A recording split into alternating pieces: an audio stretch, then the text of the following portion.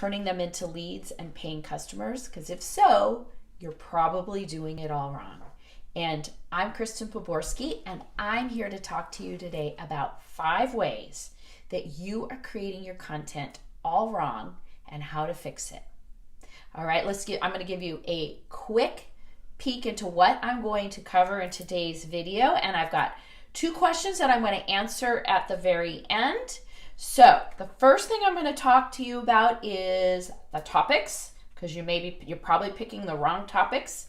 You're probably not optimizing your content for SEO. Number 3 is you're not using storytelling. I love this one. This is one of my favorite things to do. Then number 4, you might be creating content around things that you don't really know about, okay? And number 5 is not having the right plan in place, okay? So the first question I'm going to ask at the very end, and you're going to want to stay and listen into what I have to say about how to create. People want to know how to create a simple content plan before you launch a course, okay? It's different than a regular content plan when you are creating content that leads up to a launch. So I'm going to share with you that. Then the second question is, how do I come up with those stories that create demand for my course or my service, okay? But before I dive into today's topic, the 5 ways that you're creating content all wrong and how to fix it, I want to do a quick introduction. I'm Kristen Poborski, and I help healers, coaches, and course creators dial in their content plan and create the courses that help them build their audience and turn them into leads and customers. So back in 2014, I discovered the power of content creation.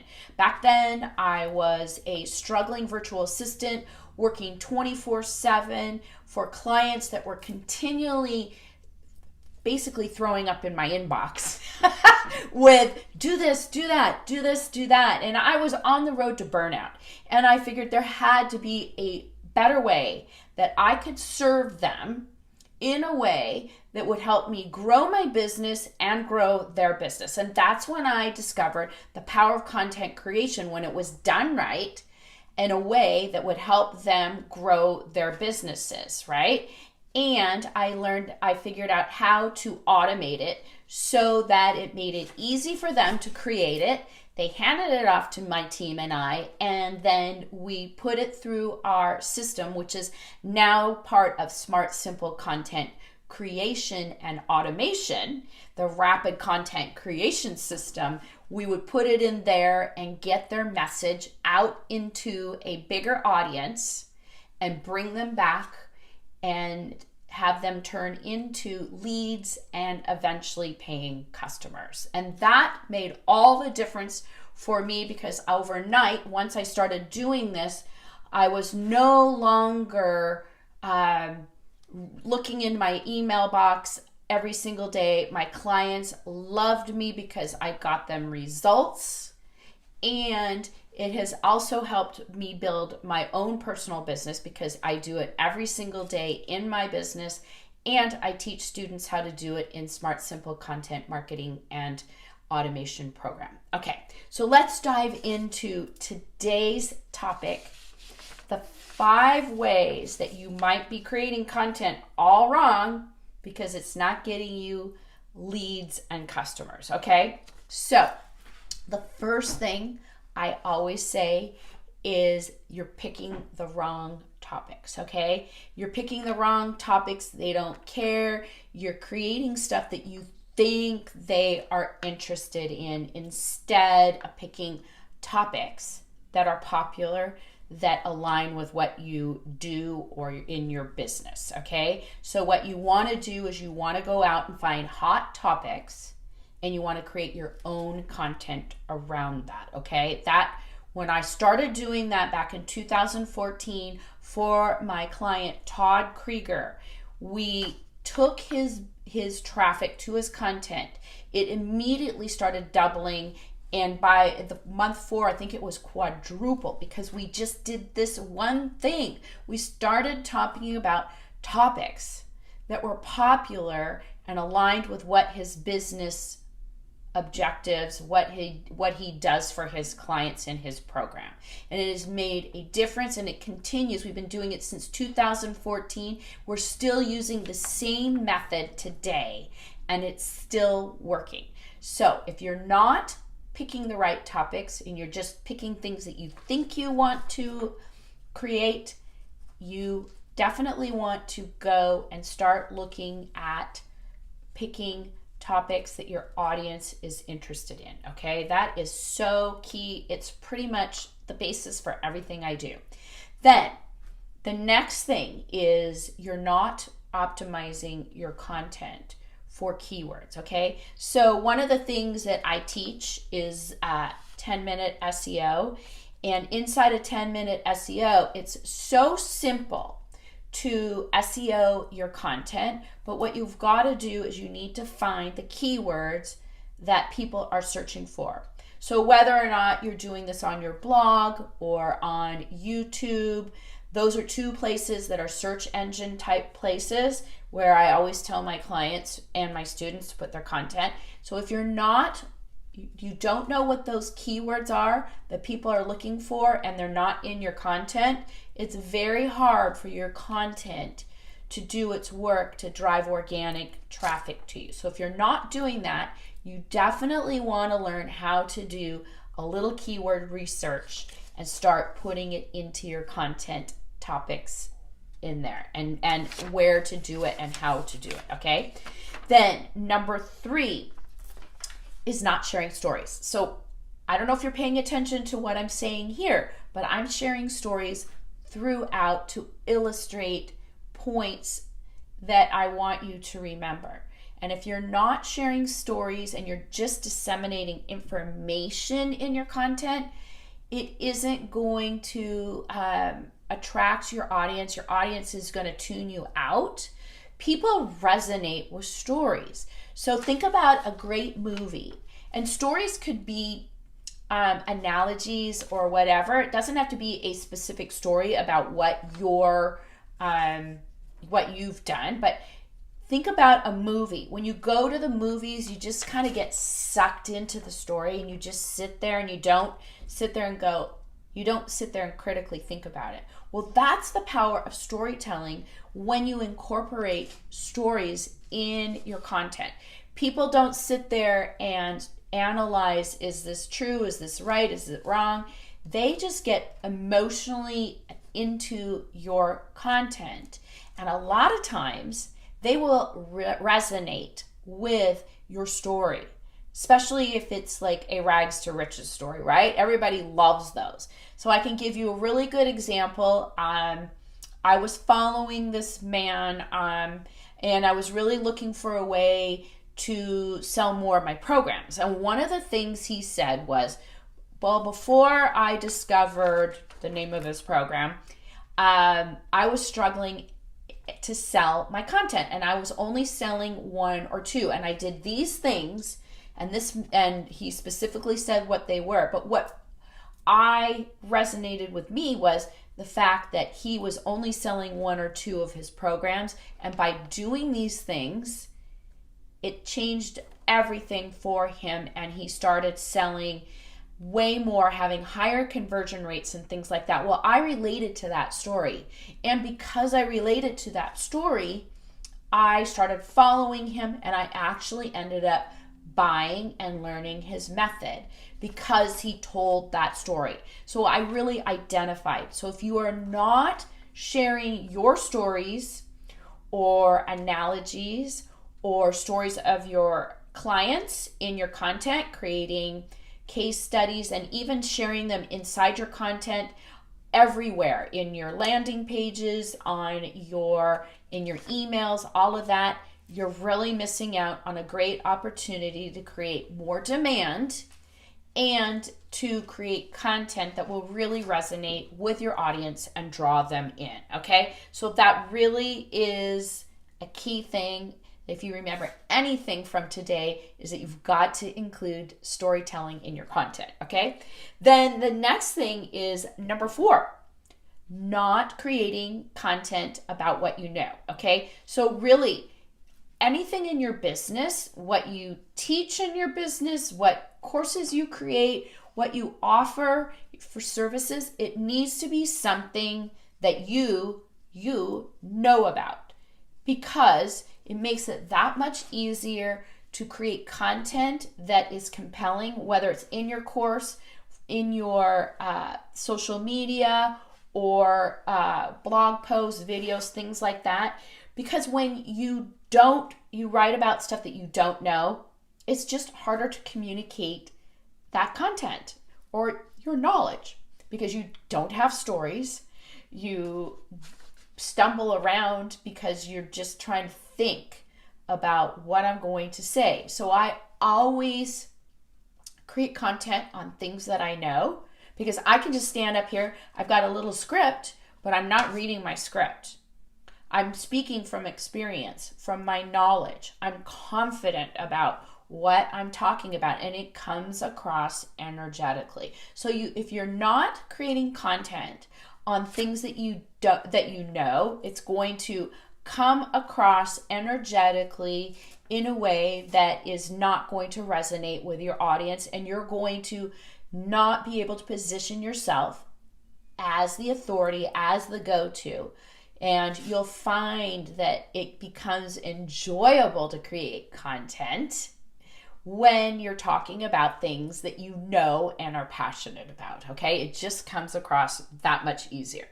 Then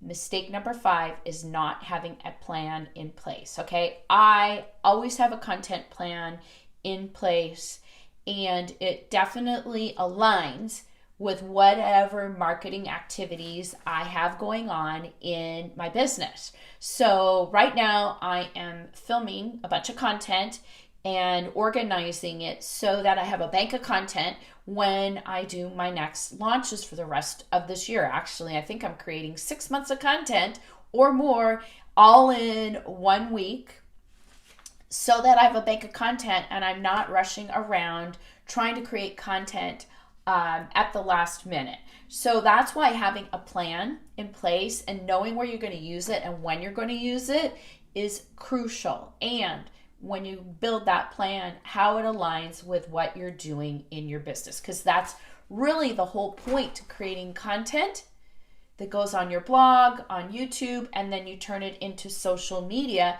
It all needs to be tied into a purpose, all right? And it all needs to be aligned around what your message is, what you do, and how you help.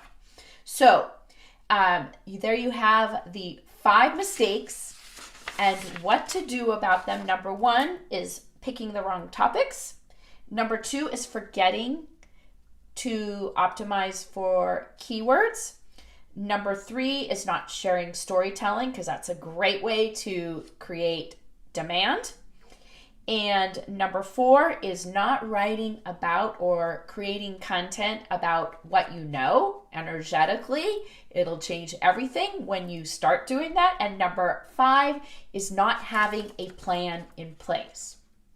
So if you're ready to stop making those mistakes and start creating content that is profitable, I've got help for you.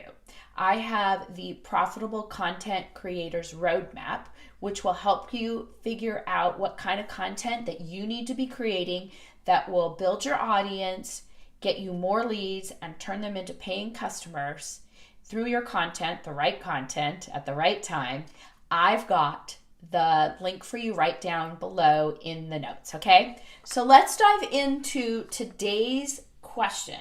So the first question is, how do I create a simple content plan that I can use before a launch, okay? So one of the biggest things that people forget to do is to create content specifically that they're going to use prior to a launch. And the cool thing is that you can use this content over and over again, okay? I see big people doing this, and they call this runway content, okay? So what you want to do before you have a launch is have 4 to 6 weeks of content all created and teed up to go out, and it can be old content too that you're repurposing, does not matter, but it all needs to be related to whatever you're going to be selling in your launch. So you want to be talking about what it is that you teach,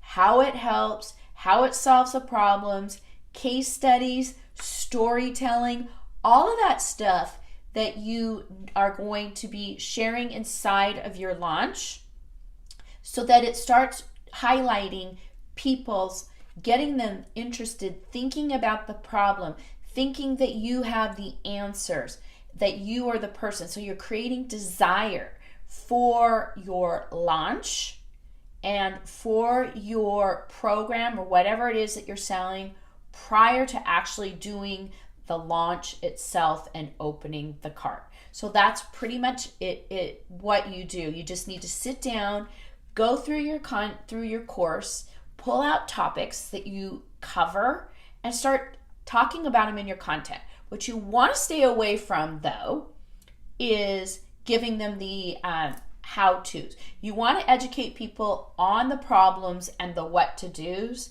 and use storytelling, the seeding, all of that. That is going to create desire in advance of your launch and highlight that they've got a problem and that you are the person that they want to work with. That will make them more likely to sign up for your launch and show up and follow all the way through and become a customer when you do it that way. Okay?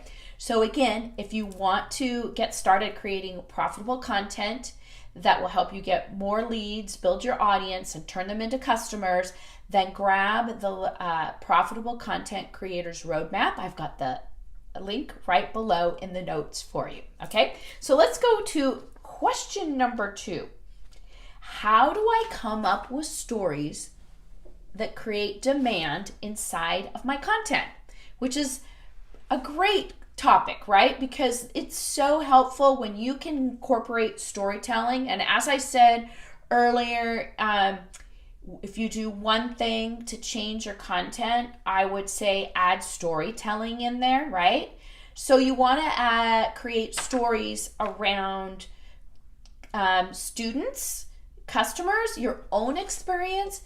You need to get specific and tell the story of where you were before, what happened, what caused you to decide that you've got a problem, what solution and then what happened once you started using the solution. Okay, so that's the kind of story, if you go from bad to, and you may have like oh gosh, I had this and then I went back up again, but you definitely want to have the rags to riches story, okay, of how something worked. Those are the kinds of stories that you want to compile. And what I usually tell people to do is go look at your product or your launch or your course or whatever. Make a list of those success stories, okay? Make a list of those, write them down, and if they're students, you definitely want to get them on video because it's way more powerful that way. You can then get a transcript and turn it into all kinds of social media content, right? Or you can get on there and tell your own story of what happened, and that's even more powerful than writing it down because it's right there in video and people love that. So you definitely want to make a list of all those examples, stories, things like that. Stories are way more important than testimonials these days. So you can turn them into quotes and things like that because that's more powerful than saying, oh gosh, Kristen's an amazing teacher. You want to say, we did this, we did that, and this happened. And you can do that in just a couple of sentences. Trust me, I'm writing a sales page right now for a client. I went through some case studies and I was able to pull out three sentences that really kind of, in a short nutshell, explained where the transformation, what they did with his help, what the transformation was, and the outcome. Okay, so that's how you can kind of take a story and turn it into a shorter testimonial. But those stories are powerful, and you can use them not just in your content. You'll use them in your launches, you'll use them on your sales pages, you'll use them on your landing pages, you'll use them in your emails, practically everywhere. Okay, so you definitely want to build a bank of stories and have them all written down in a central place that you can come back and use them over and over again. I teach this inside when I teach my students the irresistible offer system. We create a story bank of things that we come back and we use over and over again and plug them into different areas of their content so they can use it when they're creating a course or a sales page or anywhere else. Okay, so that's it for today. And again, if you want to get started creating profitable content that helps you build your audience, gets you leads, and turns them into paying customers, I've got the Profitable Content Creators Roadmap right below in the show notes.